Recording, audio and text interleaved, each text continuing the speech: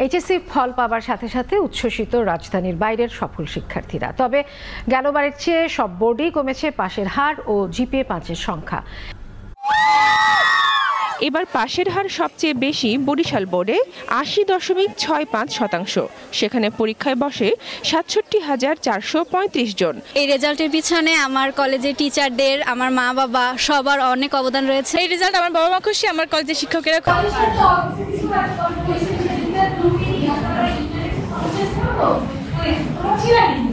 আমি ছিলাম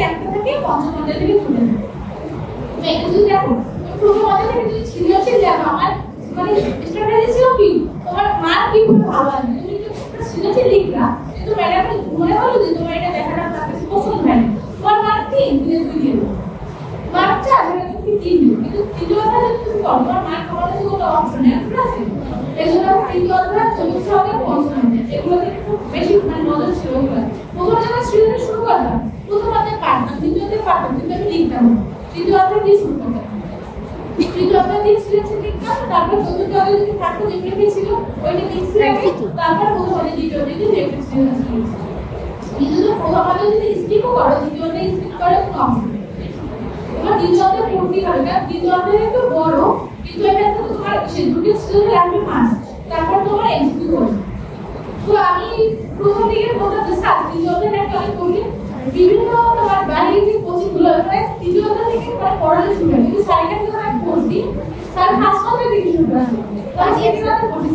স্যার জিজ্ঞেস করছে স্যার তৃতীয় অধ্যায় শুরু করবে স্যার বলে আছে তোমাকে প্রথম অধ্যায় কোথায় কেন বলতে না তৃতীয় অধ্যায় লাগে বলে না তৃতীয় অধ্যায় লাগে তো পড়া শুরু করছে তৃতীয় অধ্যায় তো এটা অনেক সহজ লাগে কিন্তু আমি যখন পড়তাম আগের দিন আমি পড়ে আসতাম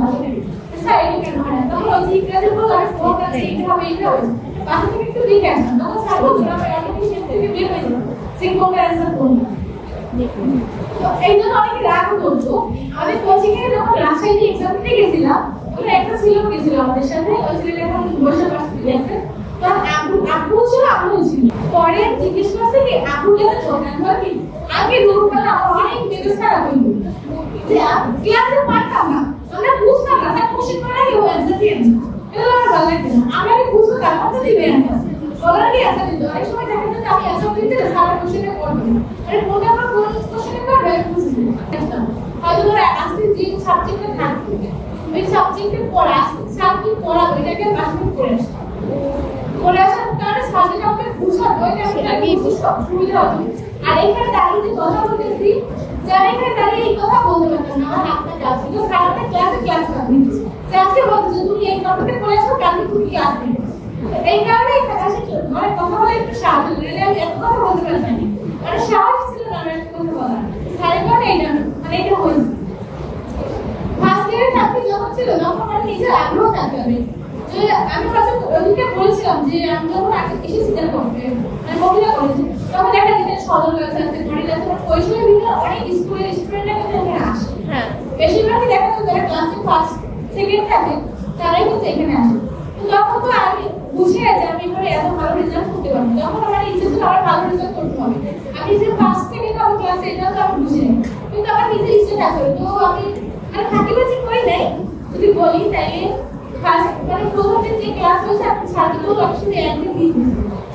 আর বলি কি অনেকে বলে বাসায় যেয়ে বলে যে কলেজে যাওয়া ক্লাস হয় অনেকে বলে কি কলেজে ক্লাস হয় না ক্লাস হয় না নিজেরা কি করে যে একবার মানে বৃষ্টির পর অনেক বৃষ্টি হলে মানে রাস্তা আগে একটু নিচু ছিল পানি হয়ে যাবে বাটা ছিল না ইউসিটি বাটা ছিল না